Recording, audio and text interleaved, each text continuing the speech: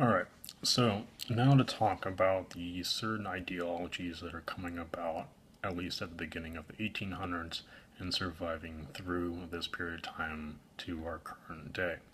Now, these ideologies have very similar names that many of you are probably fairly familiar with: conservatism, liberalism, socialism, and nationalism. First, I'm going to tackle conservatism. Now, conservatism was at least written down and forwarded in the Western world by Edmund Burke with his document Reflections on the Revolution of France. The whole idea of the conservative movement, at least at this period of time, was to reduce rebellion, revolution, and basically what conditions allowed for French Revolution. They wanted to prevent that sort of revolution from happening ever again. Now, the American Revolution was relatively peaceful in comparison, but most people were focusing on the French Revolution to prevent that at all costs. So conservatism has a little bit different of a slant than what you might see in American politics, but you can probably see a little bit of some similarities. So, what conservatism essentially means at this period of time was obedience to political authority, meaning that the king, the parliament, whatever form of government is in that particular state, is going to have all the power, and what they say goes. They are not going to expect or respect any sort of population to disobey those political orders.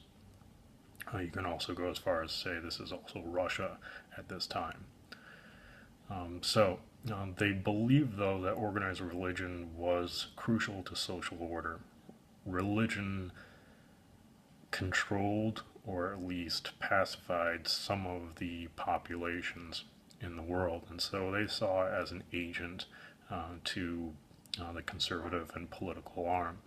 You could probably certainly see some of these similarities that happened, for example, during Napoleon's time, where they had the religion arm also within the political office. Russia also had certain control of religion, and they started to put in certainly political speeches within the churches. So you see this as an arm of political control as well. I already established that they did not like revolutionary upheavals. They did not want any sort of disobedience, and they would usually crush these using military force or the police, but mainly it's going to be the military. They did not see representative government really having a place in these governments. So generally it is going to be, for example, kings, aristocrats who are going to be in control. You're not going to have a representative government like you would have in the United States, for example, where there are elections and basically an arm of the public is involved with the government. This is going to be completely separate. So this is essentially the conservative government, conservative movement at the time. They're not going to accept any new liberal demands. On the other hand, we have liberalism. Liberalism, basically, as you could probably figure out, is the opposite of conservatism. Liberalism is looking more at economics as well as politics. They believed in a laissez-faire type of system, meaning government has hands off of the economy. The government does not try to control the economy in any way, shape, or form. So already you can kind of see that government is going to have a reduced role in the lives of the people. Conservative movement, the political arm, controlled basically society and the direction of society. So in a conservative government, or conservative region, they would control the economy. In a liberalism, that would not be the case. As far as the politics arm, basically the government is going to look out for the rights and the well-being of the public. And this is also shaped by the Industrial Revolution. They're going to, in a way, try to restrict or help the public, certainly with working conditions, hours, safety, and so on and so forth. But they are also going to look into and hopefully at some point also give women rights. Now, of course, that's going to be a long time coming. These ideas were at least spoken about and written about in the early 1800s, but that's not really going to come to fruition until we get to the 1916, 17, and 19 years. But John Stuart Mill, he's going to write on liberty, and he's going to be an advocate for women's rights. But as a sneak peek, that's not going to happen for quite some time. So liberalism is taking the other stance, where the government is looking out for the people. They're going to help their lives. They're going to make sure that their freedoms are ensured. They're going to be protected. They are also going to have more freedom, and the government is not going to infringe on that sort of freedom. All right, nationalism. Nationalism is the third section here, and nationalism today, we basically take it for granted, but at this period of time, nationalism wasn't widespread.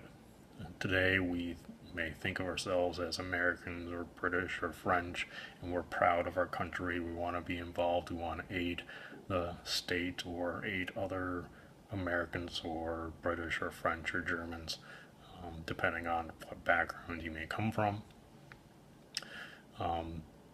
That did not exist back in this period of time. It existed in Britain, and also in part due to the French Revolution, existed in France. But for the most part, throughout Europe, that was not the case. Basically, what nationalism means is it's a part of community with common institutions, traditions, language, and customs. So everyone's going to speak German, everyone's going to speak French, or so on and so forth. This community is going to be called a nation, hence nationalism, nation. So now we can actually technically call these states nations. Prior to this, typically you need to be a little bit careful about calling these areas countries or nations or anything like that. Usually you've probably heard me call things states.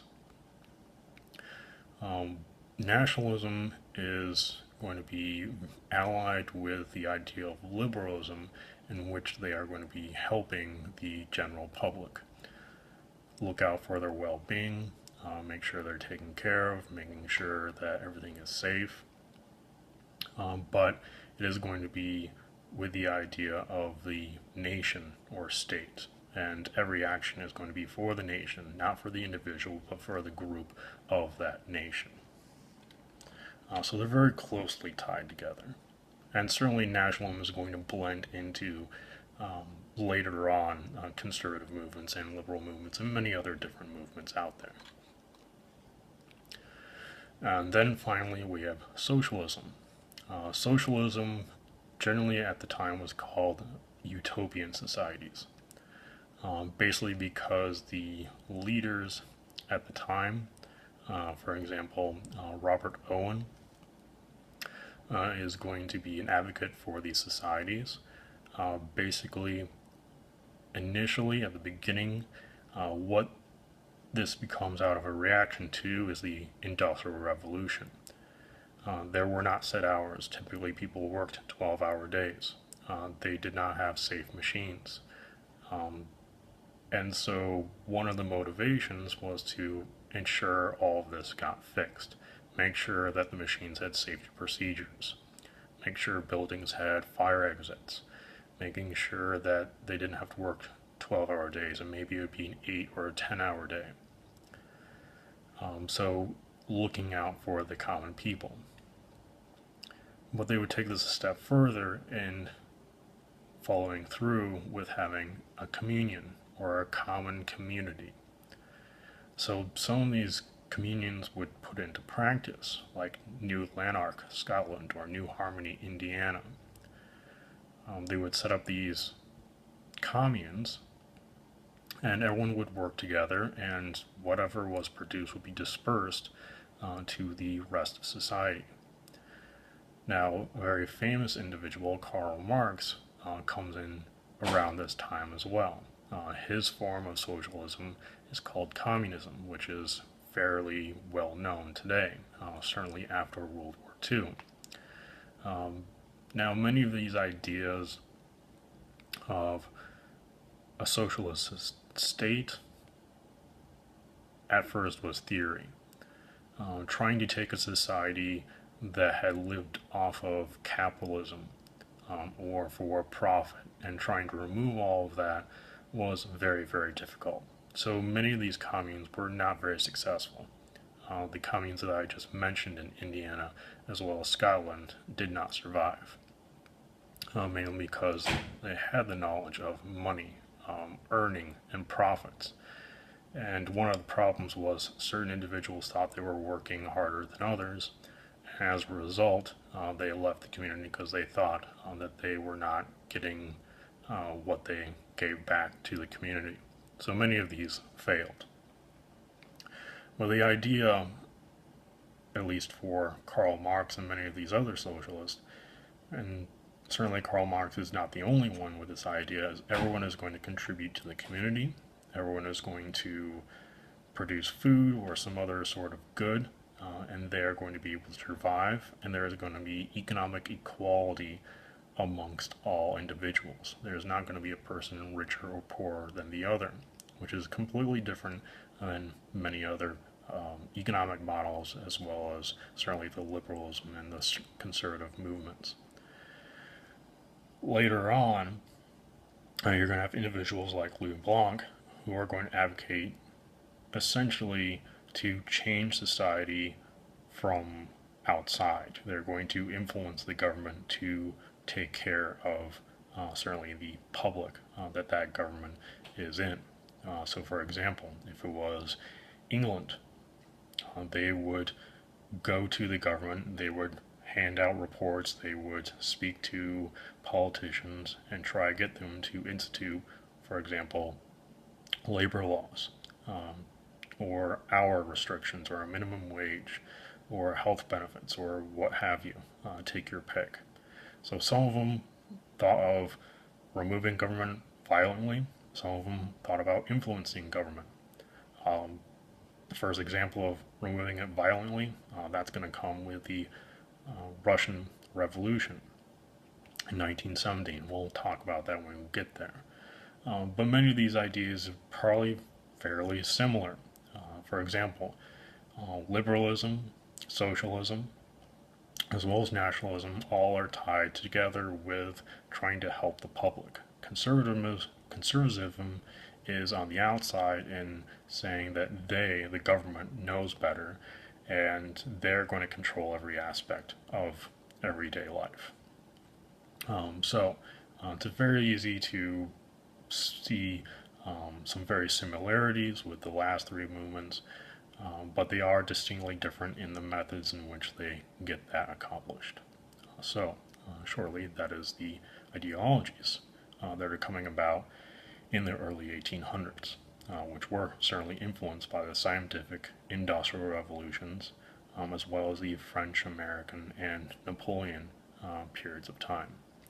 So keep that in mind. All these are connected together, and then there's going to be a giant push, certainly in the 1800s, to react to these movements, which we'll look into next.